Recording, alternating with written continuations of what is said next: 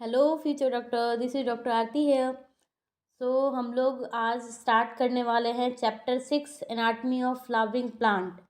तो हम आपको पहले बता दें ये कि हमने टोटल अभी तक 5 चैप्टर तक हमने क्लास 11th का एमसीक्यू कर रखा है, जो कि आपके नीट 2024 के प्रिपरेशन में आपको बहुत ही ज़्यादा हेल्पफुल रहेगा। आपको एक पैटर्न पता चल जाएगा कि आपके नीट 2024 के एग्ज़ाम में आई थिंक 6 मई को एग्ज़ाम होने वाला है। तो आपको किस तरीके से अभी अभी एनटीए का भी एक नोटिस आया था कि उन्होंने क्या किया था कि जो आपका 2024 का सिलेबस है नीट का, उन्होंने वो थोड़ा सा मॉडिफिकेशन लाया है, उसमें कुछ चेंजेस किए हैं, कुछ सिलेबस को कट किया है उन्होंने, कुछ ऐड ऑन किया है।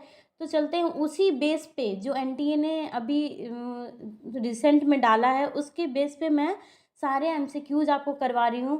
पहले तो मैंने 2 आपको पार्ट 1 पार्ट 2 इसलिए करवा दिया क्योंकि वो इंटायर सिलेबस से था। फिर मैंने सोचा अभी दिसंबर चल रहा है तो बच्चों को क्यों ना पूरा एक्सप्लेनेशन के साथ, अभी टाइम भी है तो टाइम टेकन ले करके चैप्टर वाइजेस करवा दें, जिससे आपको नीट के प्रिपरेशन में बहुत ज़्यादा हेल्प होने वाला है। तो चलिए स्टार्ट करते हैं। और 5 क्लास तक अगर आपने 5 चैप्टर तक अगर आपने नहीं देखा है तो लिंक डिस्क्रिप्शन में दिया है, आप जा कर के देखें। और चैनल को अभी जिसने जो नए हैं अभी अभी तक अगर आपने सब्सक्राइब नहीं किया है तो प्लीज़ सब्सक्राइब करें हमारे चैनल को। तो चलिए हम लोग क्वेश्चन नंबर 1 पे आते हैं, देखते हैं क्या क्वेश्चन है। बहुत ही ज़्यादा मोस्ट इम्पॉर्टेंट, बहुत अच्छे अच्छे एमसीक्यूज़ हैं। स्टार्ट करते हैं, देखते हैं क्वेश्चन नंबर 1। क्वेश्चन नंबर 1 ये रहा। Periderm is formed due to, कह रहा है पेरिडर्म, पेरिडर्म किससे बना है। तो ऑप्शन हम लोग देखेंगे, ऑप्शन में क्या क्या कह रहा है। Stelar secondary growth, option B extra stelar secondary growth, interstelar secondary growth and intrastelar secondary growth. तो इसका जो आंसर आएगा वो आ जाएगा आपका बी, बिकॉज ऑफ पेरिडर्म और फेलम ये दोनों एक ही होते हैं। वो किससे मिलके बनते हैं, तो फैलोजेन एंड फैलोडम दोनों को मिलके अगर फैलोजेन प्लस फैलोडम करेंगे तो पेरिडम अपना बनेगा। तो किससे बने, एक्स्ट्रा स्टीलर सेकेंडरी ग्रोथ हो रहा है। जो फेलम और फैलोजन और फैलोडम जो बनता है वो एक्स्ट्रा स्टीलर सेकेंडरी ग्रोथ के थ्रू होता है। तो कैसे बन रहा है अपना periderm, extra stealer secondary growth में जो भी फैलोजन और फैरोडम बन रहे हैं उसके उससे अपना दोनों मिल करके पेरिडम बन रहा है। चलिए नेक्स्ट क्वेश्चन देखते हैं हम लोग। Question number 2, student prepared 2 slide. एक स्टूडेंट है जिन्होंने 2 स्लाइड प्रिपेयर किया from 2 different plant, 2 different plant को लेकर के। तो ए जो स्लाइड है वो शो कर रहा है large water cavity and undifferentiated ground tissue. अब वाइल वहीं पे कह रहा है, वहीं पे बी जो है अपना वो क्या शो कर रहा है, exarch and large number of vascular bundle. तो अब हम ये देखेंगे ये किस किस का है भाई, अब ऑप्शन देखते हैं। ऑप्शन ए में देख रहे हैं, ए कह रहा है monocot stem and monocot, B में मोनोकोट रूट। मतलब ये जो स्टेटमेंट दिया गया है वो बी का जो स्ट्रक्चर होगा क्या होगा, मोनोकोट रूट का होगा, और ए का स्ट्रक्चर किसका होगा, मोनोकोट स्टेम का। वैसे ही इसमें क्या कह रहा है अपना, ए में मोनोकोट स्टेम है, बी में डाइकोट स्टेम है। तो देखिए हम आपको बताएं जो ये वाटर कैविटी और अनडिफरेंशिएटेड ग्राउंड टिश्यू होते हैं वो मोनोकोट स्टेम का ही होता है। तो पहली बात तो अपन को ये दोनों में मोनोकोट स्टेम दिख गया ए में, ए का अपना। अब हम बी देखते हैं, बी किसका होता है, तो ये रूट का होता है, वो भी डाइकोट नहीं, मोनोकोट रूट में ही होते हैं, वेस्कुलर बंडल होते हैं, एक्सार्स होते हैं। तो अपना ये पॉली आर्च भी होते हैं, इसमें एक्सार्स भी होते हैं दोनों। तो अपना देखिए फर्स्ट ही ऑप्शन सही आएगा, मोनोकोट रूट बी का है स्टेटमेंट और मोनोकोट स्टेम ए का है। तो अपना ऑप्शन नंबर, हमें और कोई देखने की जरूरत नहीं क्योंकि मोनोकोट स्टेम किसी में था ही नहीं, हमने 2 ऑप्शन देखा और ऑप्शन निकाल लिया।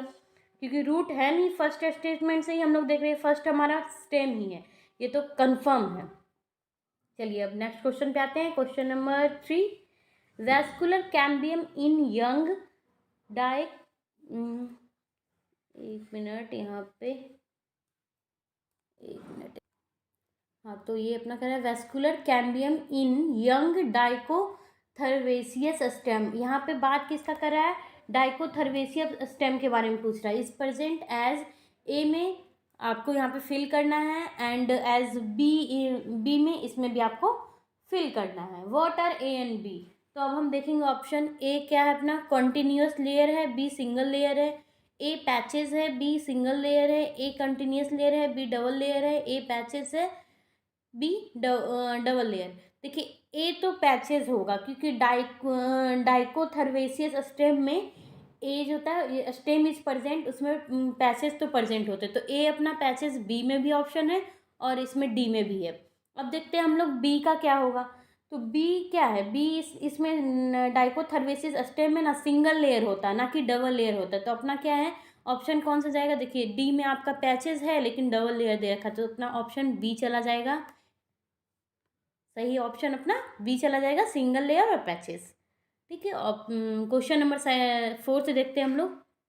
Read the following statement carefully and identify the statement which are not true.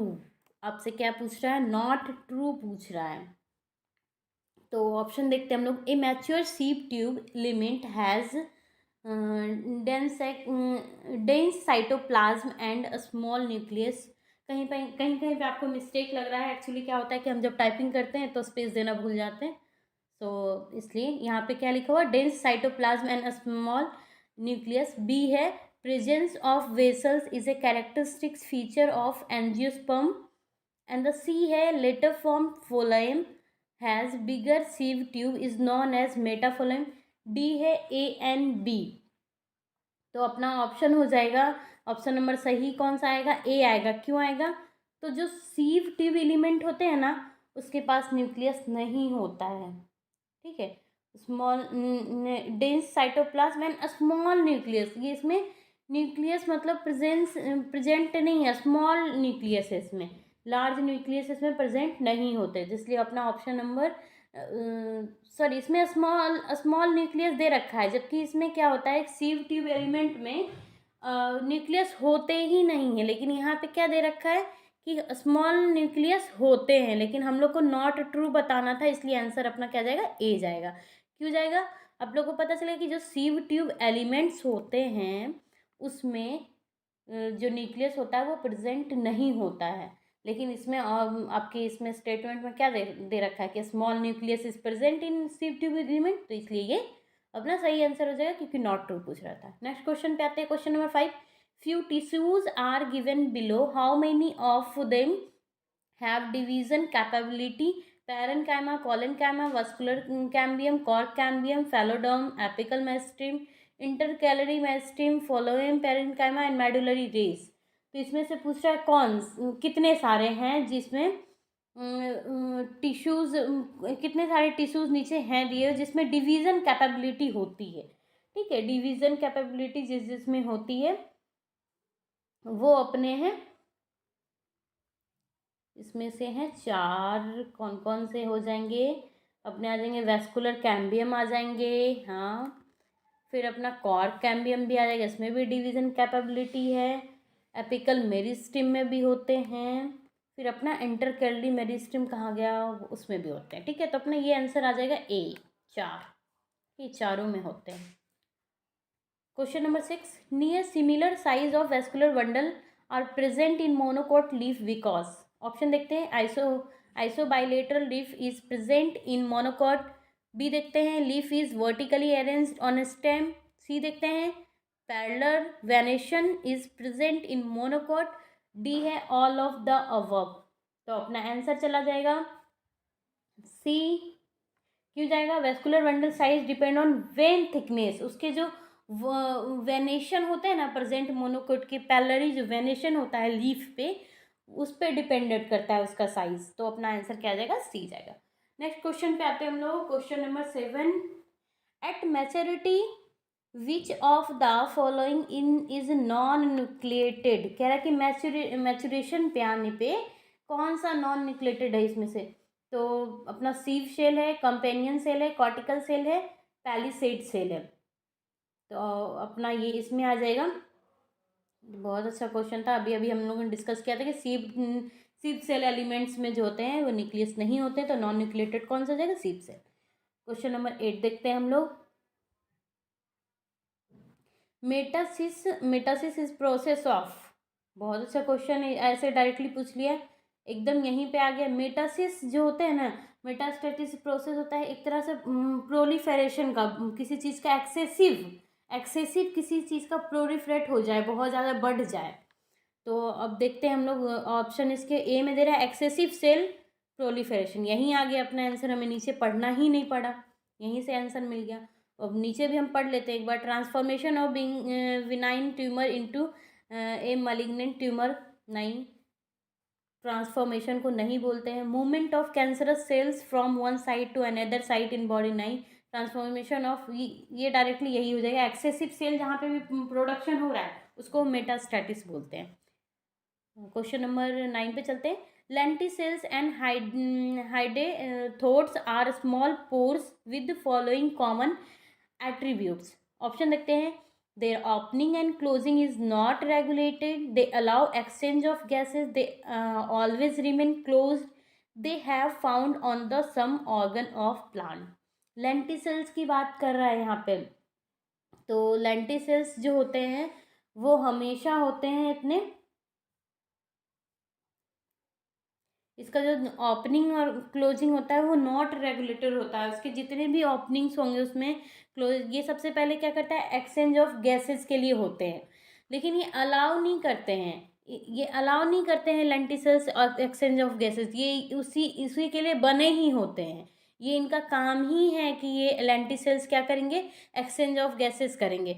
लेकिन यहाँ पे जो अपना करेक्ट आंसर जाएगा वो जाएगा ए। क्यों जाएगा, जो इसके ओपनिंग और क्लोजिंग होते हैं वो रेगुलेशन में हेल्प नहीं करते हैं, रेगुलेटेड नहीं करते हैं किसी चीज़ को।